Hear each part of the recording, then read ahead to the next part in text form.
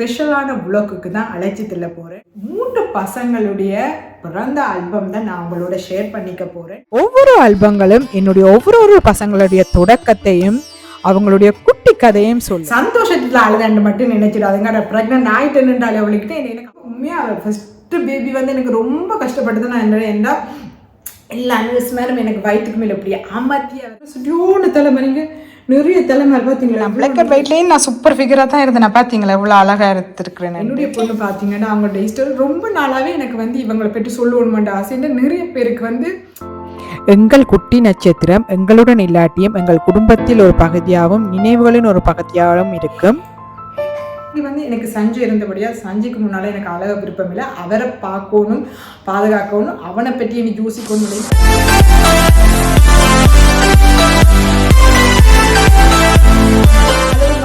வணக்கம். நான் இன்றைக்கு உங்களை ஒரு ஸ்பெஷலான வ்ளாகுக்கு தான் அழைச்சிட்டுல போகிறேன்.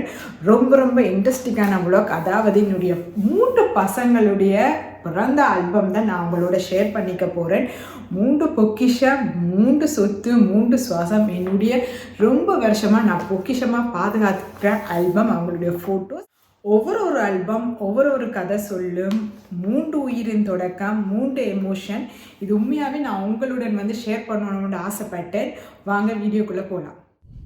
எனக்கு இந்த ஆல்பங்களை பார்க்க ரொம்ப சந்தோஷமாக இருக்கும். ஏனென்று பார்த்தீங்களென்றால் ஒவ்வொரு ஆல்பங்களும் என்னுடைய ஒவ்வொரு பசங்களுடைய தொடக்கத்தையும் அவங்களுடைய குட்டி கதையும் சொல்லும்.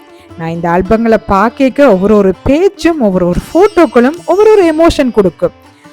அவங்களோட தொடக்கம், இந்த நேரங்களில் என்ன நடந்தது, அவங்க இப்போ என்ன செய்கிறாங்க, இப்போ அவங்களோட கம்பேர் பண்ணி பார்க்க ஆடடா இவங்க பிறக்க இப்படி இருந்தவங்க வளர்ந்து இப்படி இருக்கிறாங்க என்றைக்கு ரொம்ப சந்தோஷமாகவும் உணர்வு பூர்வமாகவும் இருக்கும்.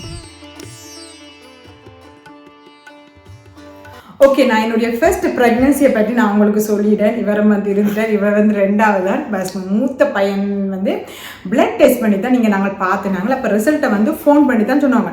அப்போ ஃபோன் பண்ணி சொல்லிக்க பார்த்தீங்கன்னா எனக்கு இப்போ ஞாபகம் இருக்குது. என்னுடைய அம்மாவும் என்னுடைய ஆண்டியும் தான் வீட்டில் இருந்தவங்க. அப்போ நான் உடனே அம்மாட்ட தான் ஃபஸ்ட்டாக சொல்லிவிட்டு நான் அளவழிக்கிட்டேன். சந்தோஷத்தில் அழுதாண்டு மட்டும் நினைச்சிடாதுங்க. ப்ரெக்னென்ட் ஆகிட்டேன்னு அளவழிக்கிட்டேன். எனக்கு அப்பைக்கு வந்து ஒரு ஐடியா இருந்தால் எனக்கு ப்ரெக்னென்ட் ஆகி குழந்தை போடுற ஐடியாவெல்லாம் இல்லை. இப்போ நான் ப்ரெக்னென்ட் ஆகிட்டேன்னுட்டு ரொம்ப கவலைப்பட்டு அழுதுனா. சரி, ஓகே, ப்ரெக்னென்ட் ஆகிட்டேன்னு ஏதாவது ஒரு குழந்தை வேணுமெண்டேக்க வந்து எனக்கு பையன் வேணுமெண்டு ஆசைப்பட்டேன். ஏன்னு கேட்டிங்களேன்டா வந்து எனக்கு வந்து நான் என்ன யோசிச்சிருந்தேன்னா பையன்டா நான் ராணியாக இருக்கலாம், என்னுடைய ட்ரெஸ் எடுத்து போட மாட்டாங்க, நான் இப்போவும் அழகாக இருப்பேன், அப்படி ஒரு ஐடியா இருந்தது. பட் இப்போ வந்து நான் ரெக்ரெட் பண்ணுறேன்னு ஒரு பொண்ணு இல்லையா. ஏனெண்டா என்னுடைய ஹஸ்பண்ட் இந்த 2 பையங்களோட சேர்த்து நான் தனிக்கு போயிட்டேன். எனக்கு வந்து உண்மையாகவே தனிமையில் ஃபீல் பண்ணுறேன். ஆனால் அப்பைக்கு வந்து நான் வந்து பையன் வேணும்னு ஆசைப்பட்டேன். சரியா. ஆனால் இப்போ ஆல்பம் காட்டுறதுக்கு போது நான் அவரை பற்றி ஒரு கதை சொல்லிடுறேன்னு பார்த்தீங்கன்னா, அவருக்கு டேட் கொடுத்தது வந்து ஆகஸ்ட் 18. ஆனால் அவர் பிறந்தது 20ஆம் தேதி. என்னத்துக்கு லேட் ஆகினாருன்னு எனக்கு புரியலை. ஓகேவா. அது இப்போவும் சிலுவாக தான் எல்லாம் செய்து கொண்டு இருக்கு. பார்த்தீங்கன்னா என்னுடைய தம்பிக்கு வந்து அவன் ப்ரோப்போன்னு இருந்திருக்கேன். என்ன அப்பைக்கு வந்து தம்பி வந்து இவன் எப்போ ப்ரப்பாண்டே எதிர்பார்த்தோன்னு கேட்க 18ஆம் தேதி டேட் கொடுத்தோன்னே எனக்கு 16 17 வழி வந்தோடனே உடனே ஹாஸ்பிட்டலுக்கு போயிடுவோம். அவங்க திருப்பி அனுப்பிடுவாங்க. என்னடா இன்னும் வந்து உங்களுக்கு அந்த கோள் துறப்படையில் அப்படி இப்படி திருப்பி அனுப்பி விடுவாங்க. சரி, என்ன உங்களுக்கு 18ஆம் தேதி பிறக்காடி திருப்பி வாங்குவோம். அப்படி போய் திரும்பி வரைக்கும். அப்புறம் 18ஆம் தேதி போயிட்டோம். 18ஆம் தேதி பிறக்கலைன்றோன்னு இந்த தம்பி உள்ளுக்குள்ள வந்து டாக்டர் மேரோட சண்டை பிடிக்க வைக்கிறேன். என்ன 18ஆம் தேதி டேட் கொடுத்தது, இன்னும் பிள்ளை வேற இல்லை, அப்படி இப்படி போய் அவருக்கு டாக்டர் மேரோட சண்டை பிடிச்சது. அப்போ டாக்டர் மேலே சொன்னாங்க வீசில் பேருக்கு முந்தும் பிந்தும். அப்போ ஓகே, ஒன்று செய்வோம் வந்து போய் உங்களோட அக்காவை வந்து படி ஏறி இறங்க சொல்ல மாட்டோம். ஒரு மலைத்தியாலமாக நான் ஒரு 3 படி ஏறி இறங்கிக்க தான் வயிற்று வெளிச்சது. அதுவும் 2 சென்டிமீட்டர் தான் திறந்தது. அது 19ஆம் தேதி பார்த்தீங்கன்னா 3 மணிக்குள்ள விடியப்பறம் இன்னும் போய் ஆக 20ஆம் தேதி தான் அது பிறந்தது. அது ரொம்ப கஷ்டப்படும். அதுவும் பிறக்க மாட்டேன்ட்டு அவர் ரொம்ப உண்மையாக ஃபஸ்ட்டு பேபி வந்து எனக்கு ரொம்ப கஷ்டப்பட்டது. நான் என்ன எல்லா அனிவர்ஸ் மேலும் எனக்கு வயிற்றுக்கு மேலே இப்படி அமர்த்தி அவருக்கு அந்த ஆயுதம் வச்சு இப்படி அப்படி அந்த தலையில அப்படி வச்சு அடுத்தது 2 தலைக்குலையும் அந்த ஆயுதங்கள் வச்சு இழுத்து அவருக்கு வெளியில் வந்து கால் கூட அப்படி திரும்பி இருந்தது. அடுத்தது இதில் தலையிலாம் வந்து ஒரு புஷ் இருந்தது, வீங்கியெல்லாம் இருந்தது. இப்போவும் எனக்கு ஞாபகம் இருக்கு. அதெல்லாம் போயிட்டுது. ஆனால் இப்போ அவருக்கு ஒரு தலை கொஞ்சம் இங்கால் பக்கம் இப்படி இருக்குது. ஸோ ஆனால் கால் வந்து கிணையெல்லாம் செய்து தண்டிட்டாங்க. அவர்கிட்ட ஆல்பம் வந்து அங்கே ஹாஸ்பிட்டலில் பிறந்த உடனே 2 ஆல்பம் ஃபோட்டோ எடுக்க வந்துடுவாங்க. ஓகேவா. அதுக்கு முதல் பாருங்கள், இங்கே பாருங்க, இது அவர்கிட்ட ஃபர்ஸ்ட் எக்கோகிராஃபி. இது வந்து இல்லை காட்டல, ஃபர்ஸ்ட் எக்கோகிராஃபி. இங்கே பாருங்க, இதுதான் அவர்கிட்ட 2 ஆல்பம். இது 2 ஆல்பம் வந்து ஒன்று கலர் ஆல்பம், ஒன்று வந்து பிளாக் அண்ட் ஒயிட். ஓகேவா? இது வந்து பாருங்க, இது வந்து ஒரு சிடியும் கொடுத்துருந்தவங்க. ஆல்பத்தை பாப்பம், சின்ன சின்ன ஆல்பம்ல ஒரு கதை சொல்லும். இவர் வந்து இதெல்லாம் வந்து நான் எழுதி வச்சிருக்கேன். இதுதான் பாருங்க, பிறந்து அடுத்த நாள் எடுத்த போட்டோ. சஞ்சய் என்னுடைய மூத்த பையன், 20ஆம் தேதி 51 சென்டிமீட்டரா 3 கிலோல பிறந்த. ஓகேவா? இல்ல சஞ்சய் இங்க பாருங்க, வீட்டு பிறந்த ஒண்ணு சுட்டியோன்னு தலைமறிங்க, நிறைய தலைமை பாத்தீங்களா? இவ்வளவு நிறைய தலைமை. எல்லாரும் வந்து சைனீஸ் பேபியா சொல்லுவாங்க. சீனுவா மாதிரி இருப்பாரு, 2 சீனுவா காலையில நல்ல வெள்ள தெரியுமா, நல்ல பால் போல வெள்ள. பார்க்கவே எங்களுக்கு ஆசையா இருக்கு. ஏன்னா இப்ப செம்மையா கருத்து போயிட்டாருங்க.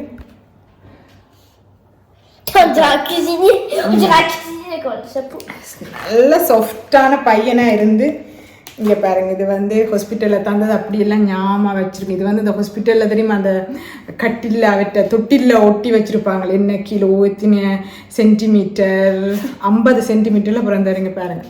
இதெல்லாம் போட்டு இப்படி ஒட்டி வச்சிருந்தவங்க. இங்க பாருங்க, கையிடுங்க சஜின். பார்த்தீங்களா? அப்புறம் இது வந்து எங்களோட அம்மா பாருங்க, அவ்வளோ சூப்பர் ஃபிகராக இருந்தவங்க அப்பைக்க. இப்போ வயசு போயிட்டு தான் ஒன்றும் செய்யலாது. இது வந்து இங்கே இது வந்து பிளாக் அண்ட் ஒயிட் ஆல்பம். 2 இது ஆல்பம் நான் வந்து எடுத்தேன்னா, நீங்கள் பாருங்கள், பிளாக் அண்ட் ஒயிட் ஆல்பம் வந்து இப்படி இருக்கு. ஸோ அதை வந்து நேராக காமிக்கிறேன் பாருங்க. அவர் படுத்துறது கேட்க. அப்புறம் இங்கே பாருங்க, இப்படி இருந்தவன நீங்கள் கண்ணை சைனீஸ் மாதிரி அப்படியே மூடி வச்சிருப்பான். இங்கே பாருங்க, நான் பிளாக் அண்ட் ஒயிட்லேயும் நான் சூப்பர் ஃபிகராக தான் இருந்தேன். நான் பார்த்தீங்களா எவ்வளோ அழகாக எடுத்துருக்குறேன்ட்டு. இங்கே அவர் என்ன ஃபீல், இங்கே ரொம்ப ஃபீல் பண்ணுறானண்டி. இப்போ பக்கத்துலேயே வர மாட்டான் இங்கே. அப்புறம் இங்கே பாருங்க, பார்க்கவே சைனீஸ் மாதிரி இல்லையா? சைனீஸ்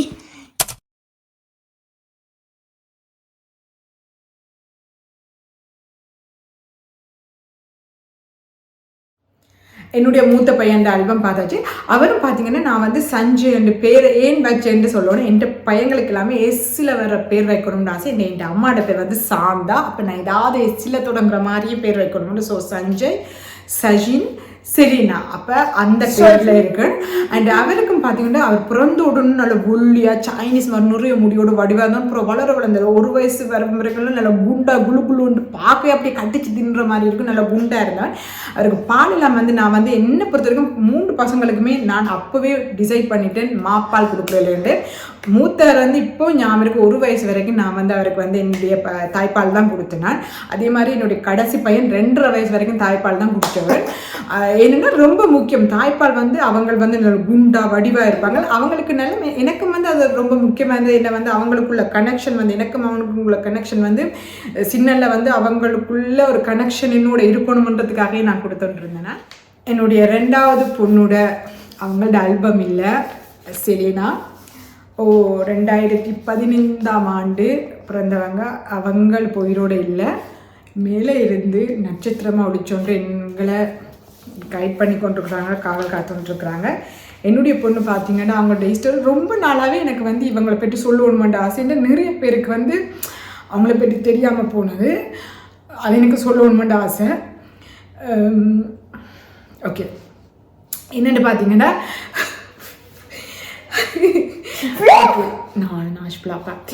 ஓகே, அவங்க வந்து என்னென்னு பார்த்தீங்கன்னா, நான் ப்ரெக்னென்ட் ஆகிருக்கே பிறக்கிறதுக்கு 3 கிழமைக்கு முதலே என்னுடைய வயிற்றுலேயே அவங்க இருந்துட்டாங்க.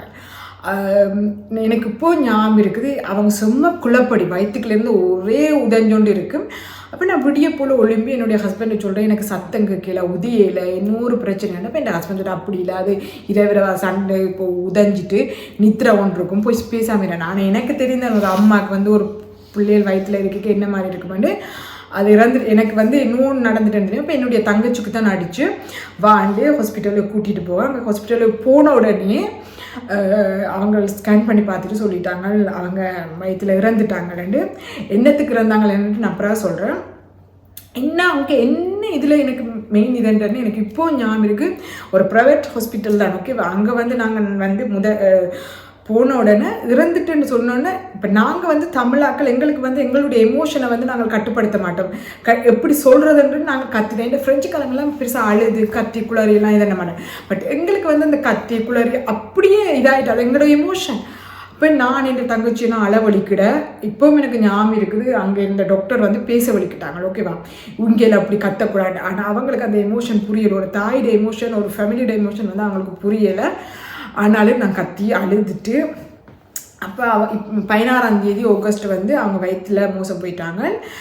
அப்புறமா பார்த்தீங்களா வெளியில் எடுக்கணும். ஸோ குழந்தை உயிரோடு இருந்தால் தான் நான் வெளியில் வரேன். அப்போ அவங்க மருந்து கொடுத்தாங்க. மருந்து கொடுக்கவும் வந்து அவங்க புறக்கல. அதுக்கப்புறமா பார்த்தீங்கன்னா 19ஆம் தேதி ஸோ விடிய குளிசை கொடுத்துட்டாங்க. இப்படி எப்படியாவது வலி வச்சு வயிற்று குத்து வச்சு அரங்கள் வெளியில் எடுக்கணுமெண்டு. ஆனால் அது குத்துவும் அது குழந்தை புஷ் பண்ண தான் நான் வெளியில் வரும். ஆனால் புஷ் பண்ண முடியலை. இப்போவும் எனக்கு ஞாபகம் இப்படி 6 மணி 19ஆம் தேதி 6 மணிக்கு போனான். விடியப்பறம் ஆகஸ்ட் 20ஆம் தேதி சஞ்சயோட பர்த்டேன்னு தான் அவாவும் பிறந்தது. அதே டைம் தான், அதேன்னா கொஞ்சம் ஒரு 5 நிமிஷம் லேட்டு. அதே அந்த லேட்டாக டைமில் தான் அவாவும் பிறந்தாங்க. அது அவாவும் வந்து ரொம்ப கஷ்டப்பட்டு தான் அவாவும் இந்த புஷ் பண்ண முடியலை. அதுக்குள்ளேயும் ரொம்ப நடந்தது. இந்த ப்ரைவேட் ஹாஸ்பிட்டல் இருந்தாலும் வந்து பார்த்தீங்களா டாக்டர்ஸ் மாதிரிலாம் வந்து அந்த இறந்த பிள்ளை வயிற்றுக்குள்ளே இறந்துட்டு கேர் பண்ணாமல் எல்லாம் விட்டுட்டாங்களா. அவங்களுக்கு அதை பற்றிலாம் அக்கறையே பண்ணல, தெரியுமா. ஏன்னா இந்த உயிரோடு இல்லை தானே, அந்த பிள்ளை எப்படி வந்தாலும் போயிட்டு நான் எப்படி போனாலும் போயிட்டு விட்டுட்டு போயிடுவாங்க. அப்போ இப்போவும் எனக்கு ஞாபகம் இருக்குது. விடிய போய் அது வலி வருது. அது அந்த திறக்கிற வாசலம் திறக்கலன்றோன்னா அவங்க வந்து குளிசியை போட்டு எனக்கு அப்படியே காய்ச்சல் அப்படியே குளிர் எல்லாம் அடிச்சு தண்டை வலிக்கிட்டு. அப்போ எனக்கு வந்து அந்த ஊசி போடணும், பெரிஜுவால் போடணும், அந்த வலி தெரியாமல் இருக்கிறதுக்கு அந்த ஊசி போடுறதுக்கு இப்போவும் எனக்கு ஞாபகம் இருக்குது. அது வந்து காய்ச்சல்னா போடக்கூடாது. ஆனால் அவங்க வந்து நான் சொல்லுவேன் எனக்கு காய்ச்சல் வந்து உள்ளுக்குள்ளே காய்ச்சல் காயுது உள்ளுக்குள்ளேன்னா அவங்க வெளி காய்ச்சலை பார்த்துட்டு வெளியில் வச்சு பார்த்துட்டு காய்ச்சல் இல்லைன்னு அந்த ஊசியை போட்டுட்டாங்க. அப்போ எனக்கெல்லாம் உடம்புலாம் வந்து உதற வலிக்கிட்டது. அப்போ வச்சுட்டு கொண்டு வந்து போடுறாங்க, 4-5 வச்சுட்டு கொண்டு வந்து போடுறாங்க. என் தங்கச்சிலாம் எனக்கு இப்போ ஞாபகம் இருக்குது. அவங்களுக்கெல்லாம் பேசி இதென்ன என்னுடைய ஃபேமிலி வெளியில் எங்களோட மூத்த மாமா அத்தை எல்லாருமே வெளியில் இருந்து அம்மா அப்பா எல்லாரும் தம்பியாக்கள் எல்லாம் வெளியில் இருந்து மாறி அவங்களுக்கு பேசி என்னடா வெளியில் இருக்குன்னு அப்போ உண்மையாக சரியான சீரியஸாக இருந்து சரியாண்டுட்டு பிறகு அவங்க அந்த மருந்தை கொஞ்சம் கூட்டி ஒரு மாதிரி அந்த புள்ள வெளியில் வந்துட்டு ஸோ அப்போ அவங்கள்ட்ட ஞாபகம் வந்து நானும் சில ஃபோட்டோக்கள் வந்து எடுத்தினாங்க.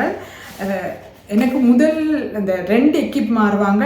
விடிய இருந்த எக்கிப் நர்ஸ் வந்து உண்மையாகவே அவங்க கொஞ்சம் சரியே இல்லை.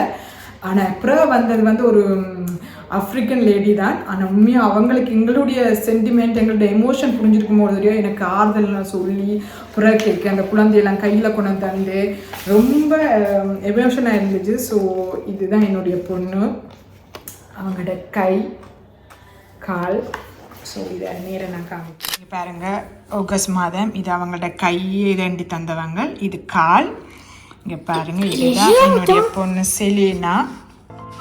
எங்கள் குட்டி நட்சத்திரம் எங்களுடன் இல்லாட்டியும் எங்கள் குடும்பத்தில் ஒரு பகுதியாகவும் நினைவுகளின் ஒரு பகுதியாகவும் இருப்பா. ஒவ்வொரு பகுதியிலும் அவாவின் நினைவுகள் உயிரோட்டமாக இருக்கும் பண்ணுறேன். அண்ட் இதோட அவருக்கு பர்த் சர்டிஃபிகேட்டில் அவங்க உயிரோடு இல்லையன்று எழுதி தந்துருக்குறாங்க. செலீனா, இங்கே பார்த்தீங்களா, செலீனா. Selena SELENA.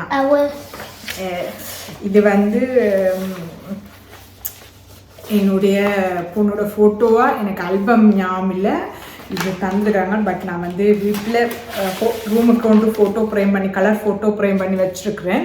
ஸோ இது நான் ஒரு ஆல்பம் செய்யணும், பட் இன்னும் நான் செய்யலை. அண்டு எனக்கு என்னென்னா பார்த்தீங்கன்னா இது எனக்கு ஹாஸ்பிட்டலில் இது இந்த ரொம்ப ஃபீல் ஆகிட்டுன்னு பார்த்தீங்கன்னா அவங்க வந்து கொஞ்சம் வந்து கேர் பண்ண விட்டது எனக்கு ரொம்ப ஃபீல் ஆகிட்டுது. அண்ட் அதுக்கப்புறம் பார்த்தீங்கன்னா இங்கே வந்து குழந்தை பிள்ளைய வந்து எரிக்க மாட்டாங்க. பிறந்த குழந்தைனாலும் இறந்து பிறந்தபடியாக வந்து இங்கே கிரமத்தாவையம் சவக்காலையில் கொண்டு போய் எல்லா அப்படி இறந்த பிள்ளைங்களோடு சேர்ந்து தாட்டுவாங்க. ஸோ அப்படித்தான் தாட்டுவாங்க. நான் கடைசியாக 21ஆம் தேதியோ 22ஆம் தேதி பார்த்துட்டு அவங்கள்ட்டே கொடுத்துட்டு நின்றால் நாங்கள் எடுக்கல, அவங்கள்ட்டே கொடுத்துட்டு வந்தது எல்லாரும் சொன்னாங்க. அது வந்து கடவுள் குழந்தை, ஸோ அவங்கள்ட்டே விட்டுட்டு வர சொல்லி எனக்கு இவங்கள்ட ஞாபகம் வந்து ஆனால் இவங்களை மறக்க முடியாது. என்னென்னு பார்த்தீங்கன்னா என்னுடைய மூத்த பையன் 20ஆம் தேதி பிறந்தது, இவங்களும் அதே டேட்டில் தான் வெளியில் வந்தபடியா, ஸோ எப்போவுமே மறக்கலாது. ஓகே சரி okay okay okay okay let's எனக்கு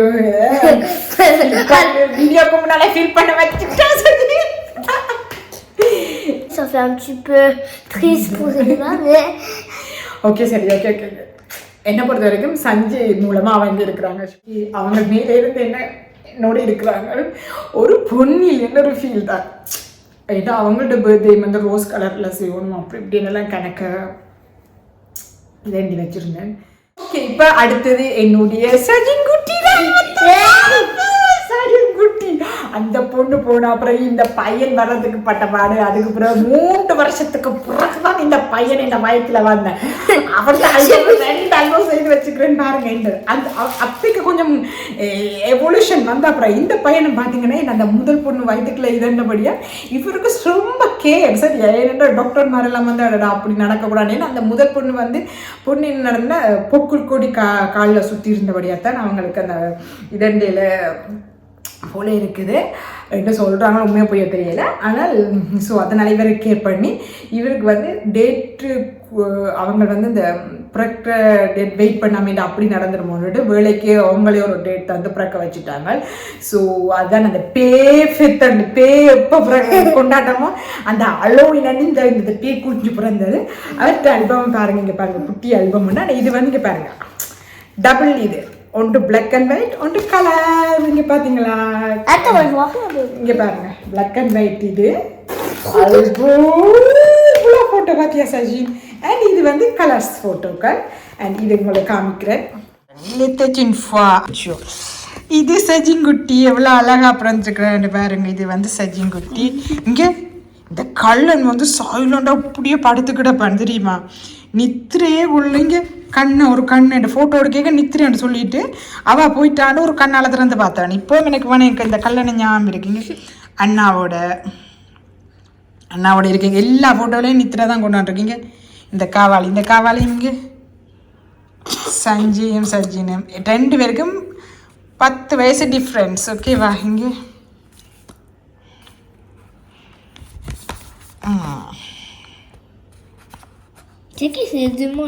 அப்பா மம்மு பாப்பா. இது வந்து ஓகே. அடுத்தது இங்கே பிளாக் அண்ட் ஒயிட்டு அதே ஃபோட்டோ பிளாக் அண்ட் ஒயிட்லேயும் பிளாக் அண்ட் ஒயிட். நீங்கள் இது வந்து அவங்களோட அக்காவோட ஒரு ஃபோட்டோ, அண்ணா அக்காவோட ஒரு ஃபோட்டோ.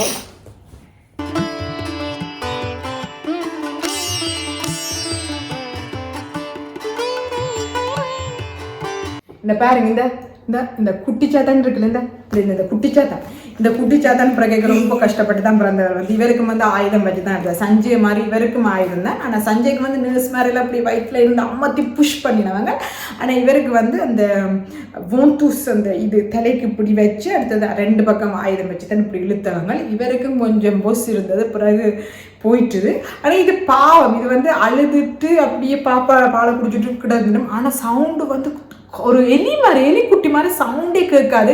ஆனால் இப்போ கத்திச்சு தாண்டாள் கடவுளே. பக்கத்து வீட்டுக்காரங்க கூட பக்கத்தில் இருக்க நாய் கூட குலைக்கும், அவ்வளோத்துக்கு சவுண்டு விடும். இது கத்திரியை வந்து எல்லாருக்கும் வந்து கடவுளே என்னடான்ட்டு போயிடும், அவ்வளோத்துக்கு சிரிக்காத. ஓகே மக்களே, இதுதான் என்னுடைய 3 பையங்களோட ஆல்பம். அவங்களுடைய கதை 3 டிஃப்ரெண்டான கதை, 3 எமோஷன், டிஃப்ரெண்டான எமோஷன். பட் ரொம்ப பொக்கிஷமானது எனக்கு. இந்த நேரத்தில் வந்து என்னுடைய 3 பசங்கள் பிறக்க எனக்கு ஒரு துணியாக இருந்தவங்களுக்கு நான் நன்றியை தெரிவிச்சுக்கிறேன். என்னுடைய அம்மா அப்பா, எங்கள் தம்பி தங்கச்சிகள், என்னுடைய ஹஸ்பண்ட், என்னுடைய ஃபேமிலி, முக்கியமாக என்னுடைய தம்பி தங்கச்சியாக்கள். என்னென்னா அவங்க வந்து எப்போவுமே என் கூட இருந்துருக்குறாங்க. 3 குழந்தை பிறக்கைக்கு வந்து எக்ஸைட்டாக இருந்துட்டுருக்குறாங்க. முக்கியமாக என்னுடைய தம்பி முதல் குழந்தை பிறக்கிறதுலேருந்து எக்ஸைட்மெண்ட்லேருந்து என்னுடைய மகள் இறக்கைக்கு என்னுடைய தங்கச்சி என்ன கூட இருந்ததுலேருந்து எல்லாருமே எனக்கு கூட இருந்துட்டுருக்குறாங்க. எப்போவும் எனக்கு ஞாபகம் இருக்குது, நான் வந்து அதில் இருந்து வெளியில் வந்ததுக்கு காரணம் முக்கியமாக அவங்க. எப்போவும் எனக்கு ஞாபகம் இருக்குது, என் தம்பி எப்பவுமே சொல்லுவாங்க அழாதுன்னு. அதுவும் அதை தாண்டி வந்து எனக்கு சஞ்சய் இருந்தபடியாக சஞ்சய்க்கு முன்னால் எனக்கு அழக விருப்பம் இல்லை. அவரை பார்க்கணும், பாதுகாக்கணும், அவனை பற்றி எனக்கு யோசிக்கணும் அப்படின்னு. அவங்க இறந்துட்டாங்க. உயிரோடு இருக்கிற பிள்ளைய வந்து அவங்கள நான் பாதுகாக்கணும், ஒரு பொக்கிஷமாக்கணுன்றதுக்காகவே நான் வந்து என்னுடைய ஃபீலிங்கை வந்து நான் அவருக்கு முன்னால் காட்டலை. இவரு கூட நான் இன்றைக்கு அழுதை தான் பார்த்துருப்பேன். இவரு கூட இவருக்கு பெருசாக இந்த ஸ்டோரி படிக்க விளங்கவே இல்லை. Bah, je t'ai pas vu, pour Céline, t'as pleuré. Céline அழுததை எப்போ நீ பார்த்துருக்குற நீ? Bah si, à l'hôpital, t'as pleuré. Hôpital, இவரே பிறந்தது ஆக பின்னால hospital அழுததை Oui, mais maintenant aussi, t'as pleuré. இப்பதான் ஹாஸ்பிட்டலில் பார்த்தேன். Là, t'étais triste, hein. T'as pleuré devant les mêmes vidéos. அப்படி சில நேரங்களில் சென்டிமெண்ட் எமோஷன்களை கட்டுப்படுத்த முடியாது. ஓகே ஃப்ரெண்ட்ஸ், இந்த ஒரு கதை ஒரு டிஃப்ரெண்டாக இருந்துக்கு மட்டும் இவ்வளோ நான் பொக்கிஷமாக காத்தோண்டி இருக்கிறேன். என்னுடைய பொண்ணு இல்லை, பட் என்னுடைய 2 பசங்கள் வளர்ந்து அவங்க வந்து இந்த ஆல்பங்களை பார்த்து ரொம்ப ஹாப்பி அடைவாங்கன்னு நான் நம்புகிறேன். இந்த ஒரு குட்டி குட்டி ஃபோட்டோக்கள், குட்டி குட்டி எமோஷன் கதைகள் வந்து ரொம்ப ரொம்ப முக்கியம். அவங்க வளர்ந்து இதை பார்த்து ரொம்ப சந்தோஷப்படுவாங்கன்னு நான் நம்புகிறேன். எனக்கு ரொம்ப ஹாப்பியாக இருக்குது. என்னென்னா எனக்கு என்னுடைய பசங்கள் வந்து என்னுடைய உயிர். ஸோ அவங்களுடைய குட்டி குட்டி எமோஷன்களை நான் எப்பவும் பாதுகாத்து வச்சுக்கோன்னு நினைப்பேன். பிறந்த ஃபோட்டோக்கள் அப்புறம் என்னென்ன நடக்குதோ தெரியல, பட் இது வந்து நான் இருக்கும் வரைக்கும் பாதுகாப்பேன். இப்போ அதுக்கு பிறகு அவங்க பாதுகாக்காத வேறு பிரச்சனை. ஸோ எனக்கு உண்மையாக ரொம்ப ஹாப்பியாக இருக்குது. நான் இந்த ஃபோட்டோக்களை வச்சு ஒவ்வொரு நாள் நான் பார்க்க ரொம்ப பார்த்து சந்தோஷப்படுவேன். இவங்க இப்படி குட்டையாக இருந்தவங்க இப்போ வளர்ந்தவங்க என்னோடய வாய் காட்டிக்க என்ன பேசிக்கலாம் நான் ஜூஸ் பண்ண சின்னல எப்படி இருந்தது இப்போ வந்து இப்படி செய்துட்டு இருக்குதுங்களேன்னு.